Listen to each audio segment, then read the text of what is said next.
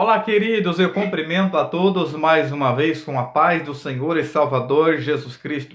Estamos aqui para darmos continuidade aos nossos subsídios da nossa EBD, a nossa Escola Bíblica Dominical. A você, meu amigo aqui de Presidente Epitácio, todos os domingos às 8h30 da manhã, nós temos EBD em nossa congregação da Vila Esperança, na rua Antônio Venâncio Lopes, 2034, da Assembleia de Deus, Ministério do Belém. Temos salas ali para as crianças, para os jovens e também para os adultos. Todos vocês estão convidados para estar presencialmente conosco, porque aqui é apenas um aperitivo. Aqui é apenas um preparo, a qual eu e você, nós vamos nos preparando para a aula de domingo, porque a igreja do Senhor precisa estar reunida, porque ninguém cresce sozinho, ninguém se desenvolve sozinho. Toda a igreja precisa estar em comunhão, participando presencialmente na escola bíblica dominical. Já estivemos a lição de número 1, aonde falou sobre a grande comissão, um enfoque etnocêntrico, a qual falamos sobre missões, que é o tema que nós vamos estar estudando em esse último trimestre desse ano. E falamos, queridos, o que é missões transculturais, tá bom? Porque quando o Senhor Jesus, ele diz lá em Atos capítulo 1, que os discípulos deveriam ficar em Jerusalém e receber-se esse revestimento de poder, eles deveriam pregar o evangelho ali na Judeia, né? E é naquela região ali onde eles estavam, né? Judeia, Jerusalém, né? Primeiro Jerusalém, depois Judeia, Samaria até os confins da terra. Veja que precisa alcançar não somente ali a Jerusalém, mas também aos confins da terra. E aonde é os confins da terra? É aqueles que estão distantes. Talvez aqueles que estão nos confins da terra, eu estou também nos confins da terra. Ou seja, tanto de um lado, tanto do outro. Então, os confins da terra refere-se àqueles que estão distantes. E aí falamos sobre barreiras que precisamos enfrentar, vencer, né, para que nós venhamos pregar o evangelho. Precisamos entender qual que é o propósito, que temos barreiras a vencer, a barreiras culturais, barreiras linguísticas, barreiras religiosas, né, da cultura, cada um tem os seus hábitos, cada um tem os seus costumes, então precisamos entender qual que é o propósito de cada cultura ali. Por exemplo, existem muitas palavras aqui no Brasil, né, palavrões, mas em outros lugares não é palavrão, é uma palavra normal do cotidiano. Então, todo missionário precisa entender isso. Então, precisamos fazer missões mais do que nunca, queridos. Precisamos pregar a palavra do Senhor. O método pode ser diferente. O método em si não tem importância. O importante é o que? É o conteúdo, é a mensagem de salvação, é a mensagem, né, de arrependimento, porque a proposta é pregar o evangelho a toda criatura, como diz Marcos 16:15, a todas as nações, Mateus 28:19, a todo mundo, Marcos 16:15, a todas as aldeias, Mateus 9:35, e em todos os lugares, Atos 17:30, e também no mundo inteiro. Então, somos chamados para a salvação, somos chamados para servir a Deus, somos chamados para pregar o evangelho e fazer missões, queridos. Precisamos ganhar almas para o reino do Senhor. E o comentarista Wagner Gabi, ele disse em seu livro, né, em seu comentário, ele fala, né, uma visão global do evangelho no mundo. É importante você ter o livro também para melhor entendimento. E ele fala que em Mateus a ênfase é o propósito de missões, que é aqui fazer discípulo, porque à medida que você prega a palavra, você precisa discipular aquela pessoa. E isso recai, exige tempo, exige esforço, né? E também Marcos fala sobre pregar o evangelho, ou seja, pregar e anunciar, mostra mais do que uma urgência. E em Lucas, a ênfase é na mensagem missionária, o objetivo da pregação, testemunho, visando arrependimento para remissão dos pecados. Isso é enfatizado em Lucas. E em João, é enfatizada a motivação e o exemplo de missões, mediante a capacitação do Espírito Santo. João 20, 21, 22, quando Jesus sopra ali sobre si do Espírito Santo e os envia. E em Atos 1:8, a autoridade de Jesus, que tem como objetivo sermos testemunha no poder do Espírito Santo, tanto em Jerusalém, como em toda a Judéia e Samaria, e até os confins da terra. Muito bem, queridos, hoje nós estamos com a nossa lição de número 2, que vai falar sobre missões transculturais, a sua origem na natureza de Deus. Então, nós precisamos entender aqui, então, o tópico 1 fala sobre a natureza missionária de Deus. A natureza missionária de Deus no chamado de Abraão. Queridos, isso aqui é muito forte quando nós vamos falar sobre a chamada de Deus na vida de Abraão, né? Nós vamos entender que existe até um livro aqui, ó, Os 3 Chamados de Abraão. E esse comentarista aqui americano, ele vai falar a seguinte forma: primeiro, Deus chama Abraão para a salvação, sair da tua terra.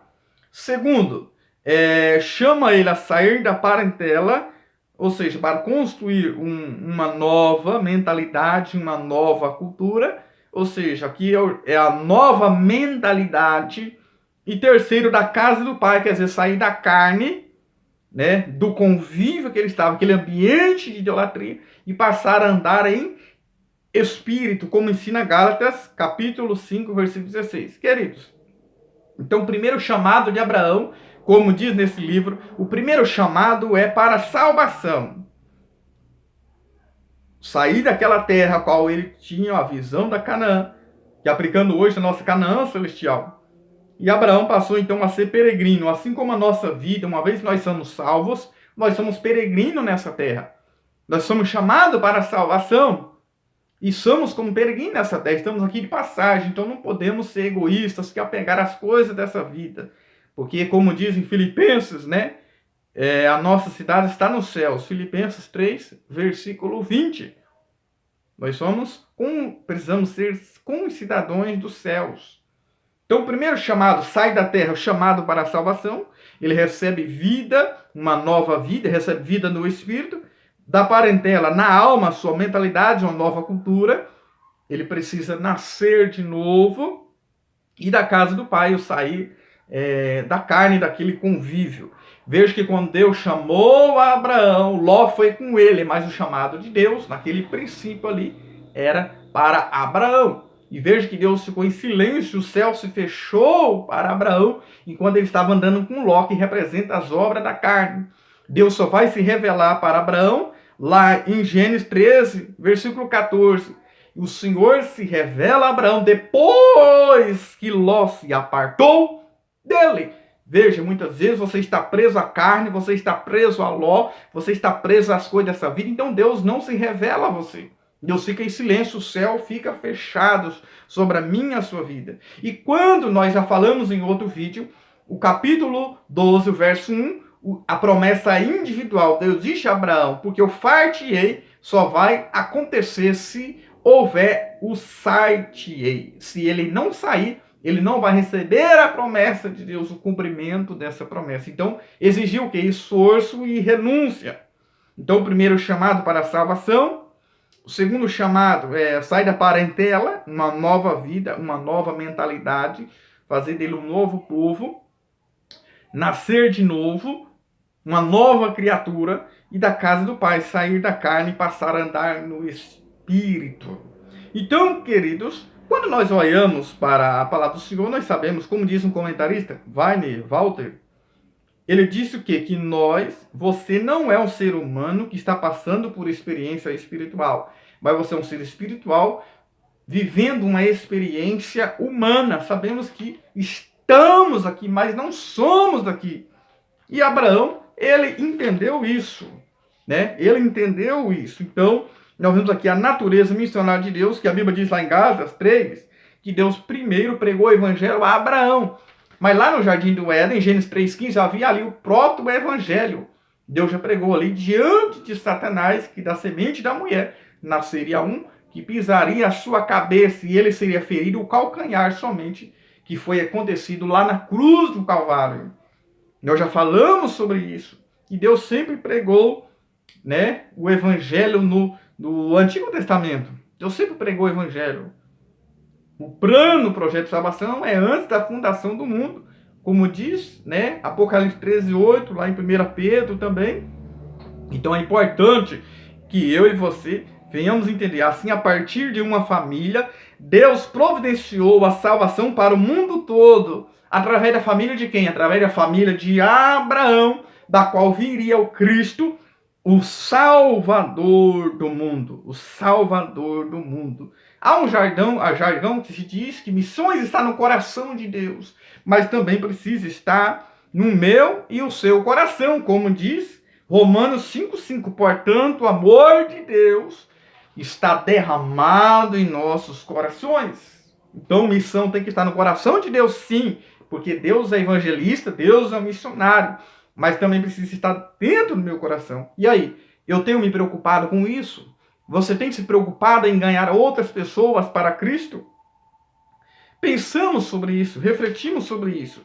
Então está aí nosso tema aí, da nossa capa, porque eu vou fazer a parte 1 e a parte 2. Aí, qual o propósito da expressão vinde, ficai e ide?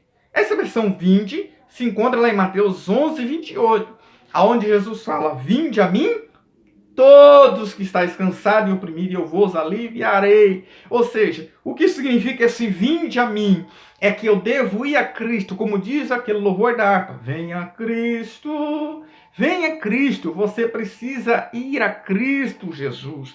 Então, qual o sentido, o propósito do vinde a mim? É renúncia, ir a Cristo. Só que aí tem depois o versículo 29, Mateus 11:29. Aprendei de mim, que sou manso, humilde de coração, e encontrarei descanso para a vossa alma. Veja que o descanso está no aprender de Cristo. Então não basta eu ir a Cristo, eu preciso aprender de Cristo, lendo a palavra, indo nos cursos de ensino, na escola dominical. E aí você vai criar raiz, você vai criar sustentação. Você não vai ter somente um alívio, porque quem vai a Cristo recebe alívio, recebe um refrigério. Mas se você não ficar, aprender de Cristo, você não vai encontrar descanso para a vossa alma. Então, o que significa essa palavra vinde? Vinde quer dizer renúncia, que você precisa renunciar para ir a Cristo. E o que significa essa palavra ficai? Como diz Lucas 24:49, ficai, porém, na cidade de Jerusalém, até que do alto sejais revestido de poder. O ficar aqui significa perseverança para receber um revestimento de poder.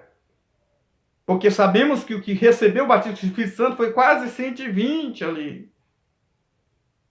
E quando Jesus ressuscitou, mais de 500 irmãos. É esse número aproximadamente ali, como diz 1 Coríntios 15. O primeiro grupo de cristãos se resumia dentro desse número. E olha quantos ficou no cenáculo orando, um período de aproximadamente 10 dias. Se nós formos olharmos a ordem cronológica do tempo da Páscoa, o Pentecoste.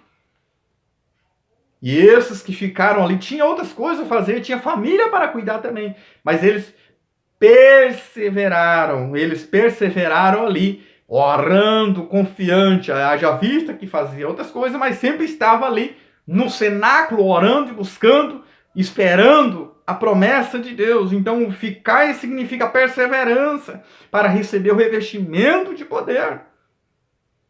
E agora, Marcos 16:15 fala, ide e pregai o evangelho a toda criatura. Ou seja, lá em Mateus 11:28 fala do vinde a mim, que é renúncia. Só que tem que o ficar, queridos. Tem que permanecer. Lucas 24:49. Ficai, porém, até. Não tem uma programação, um tempo determinado. Jesus não falou isso, mas ele falou ficai. Até que do alto sejais revestido de poder. Então agora, você e eu, revestido de poder, aí vai cumprir o terceiro propósito. E de Marcos 16:15, cumprir o propósito, ide pregar o evangelho a toda criatura. Então não tem como eu fazer o ide sem primeiro eu ir a Cristo. Porque falar de Jesus sem ter Jesus é propaganda enganosa. Como que você vai em umas lojas, em um ambiente, como que você vai apresentar um produto que você não experimentou? Se você vai apresentar Cristo a outras pessoas lá na escola, na faculdade, na sua casa, na sua Jerusalém, no lugar onde você está, na região da Judéia, em Samaria, em outros povos, que não está muito longe, mas aos arredores, como você vai pregar os confins da terra?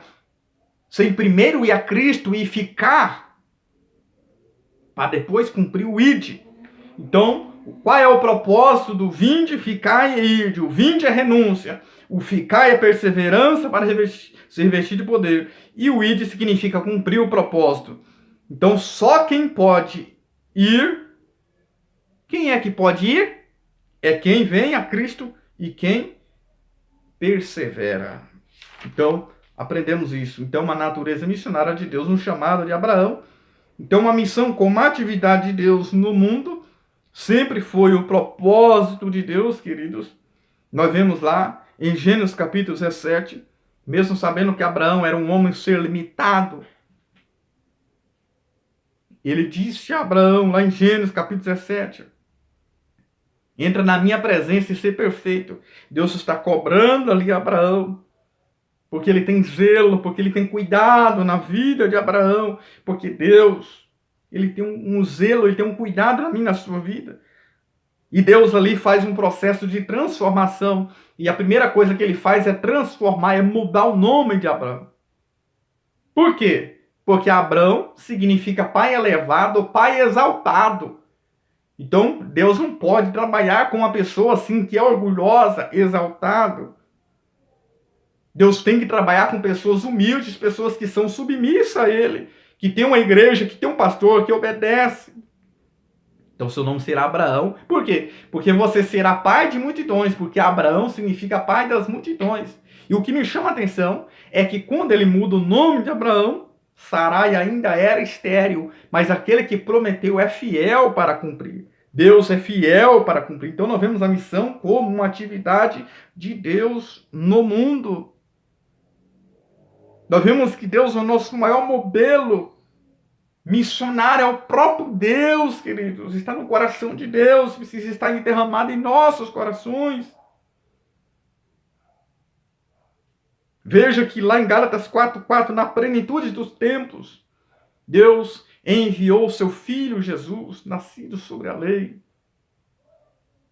para cumprir esse propósito. Ele precisou de uma mulher, e essa mulher é Maria, a qual ela ia ser agraciada, ia ser gerada. Jesus foi gerado pelo Espírito Santo no útero de Maria, para cumprir esse propósito. Porque nas plenitudes dos tempos, como diz Gálatas 4:4, porque Deus precisava de um povo, que é a nação de Israel. Deus precisava de um governo. Deus precisava de uma língua. Veja que do hebraico para o grego foi 72 tradutores, a tradução dos 70. Como é que as pessoas vão pregar sem o idioma? Veja que lá em Atos 2, cada um ouviu na sua própria língua, não foi o hebraico. Ou seja, é o evangelho transcultural, transcendendo as línguas. Eu já vi que lá em Gênesis 10 tem 70 nações. E veja que tem bastante dessas nações. Atos capítulo 2, nações de vários lugares. O Espírito Santo, ele atravessa fronteiras. Ele quebra todas as barreiras, todo diferencismo religioso. Porque naquele meio tinha pessoas religiosas também. Porque era festa em Jerusalém do Pentecostes, tinha muitas pessoas para ali. E ele ia experimentar esse revestimento de poder, o batismo com o Espírito Santo. Deus precisava de estrada. E isso Roma fez muito bem. Deus precisava de transporte através dos terra e mares, através das navegações, atravessar as fronteiras para levar a mensagem. Então, Deus se manifestou na plenitude dos tempos. Como diz Gálatas 4:4, no tempo certo, na hora certa, no momento exato. Aí o item 3, o nosso modelo missionário. Qual que é o nosso modelo, queridos? Nós temos muitas pessoas que fizeram um grande empreendimento, tanto na história, tanto na Bíblia. Nós temos exemplo de pessoas ilustres. Nós temos Martinho Lutero, que era um reformador, foi um reformador, que era da Igreja Católica. Nós temos John Wesley. Nós temos Edwards. Nós temos Friedrich Nietzsche. Nós temos muitas pessoas, Daniel Berg, Gunnar Vink, pessoas que foram muito ilustres, já desse tempo, já fez parte de uma geração após a Reforma, pessoas muito ilustres. Mas nós não vamos fazer missões baseadas nessas pessoas que são notáveis, que fizeram grandes coisas. Mas precisamos ampliar nossa visão missionária, né? Precisamos ampliar nossa visão missionária, porque o nosso Deus é missionário. E o nosso modelo de missões revela-se no próprio Deus, no Antigo Testamento. E aí na próxima aula você fica comigo, vamos fazer a parte 2, que vai ser o tópico 2 e o tópico 3. Em que está fundamentado as missões, o amor de Deus, o princípio fundamental da história da redenção e a visão bíblica do caráter transcultural da missão. Nós vamos entender isso. Fica comigo, na outra parte eu vou falar um pouco sobre redenção. Veja que Deus, lá em Gênesis 3:9, falou: Adão, onde estás? Pregou a Caim, colocou um sinal nele para que ninguém o matasse, para levar ele, para que ele viesse se arrepender. Só que lá em Mateus 2:2, é o homem que pergunta: onde está ele? Porque vimos a sua estrela no Oriente e viemos adorar. Lá em Gênesis 3:9, é Deus procurando o homem. Agora o homem tem que estar também procurando Deus. Deus procura, porque Ele nos quer salvar. Ele nos quis salvar. Porque existe um louvor da harpa que diz que Deus nos quis salvar. Ele quer nos salvar. Ele quer nos salvar a humanidade. E com isso, precisamos, queridos, entender aqui que a natureza missionária de Deus, nós vemos ali na chamada de Abraão, e nós vemos a missão como atividade de Deus no mundo. E também o nosso modelo missionário, que está no próprio Deus. Amém? Você que ainda não se inscreveu em meu canal, se inscreve no meu canal, deixa o seu comentário, compartilhe com os amigos, se foi bom para você, vai ser bom para outras pessoas também. Deixe o seu like e compartilhe nos grupos, nas redes sociais. Vamos chegar a 1000 inscritos, me ajude. Vamos chegar a 1000 inscritos, que eu quero fazer uma live ao vivo e você está tirando as suas dúvidas. Nós vamos aprender juntos aqui, fazer um culto de ensino, de aprendizado da palavra. Mas eu preciso da sua ajuda. Missões também se faz através das redes sociais, a qual estou fazendo aqui. Então você pode fazer também, compartilhando com outras pessoas a mensagem. E aí você vai ser um ganhador de almas para o reino do Senhor. Haja visto, eu não sei. Mas de repente tem muitas pessoas que estão sendo alcançadas e sendo salvas, sendo libertas e transformadas através de eu como instrumento aqui na pessoa de Jesus Cristo. Eu sou apenas um instrumento nas mãos do Senhor. Amém? Que o eterno Deus continue te abençoando a sua vida, a sua casa, a sua família e o seu ministério. Amém.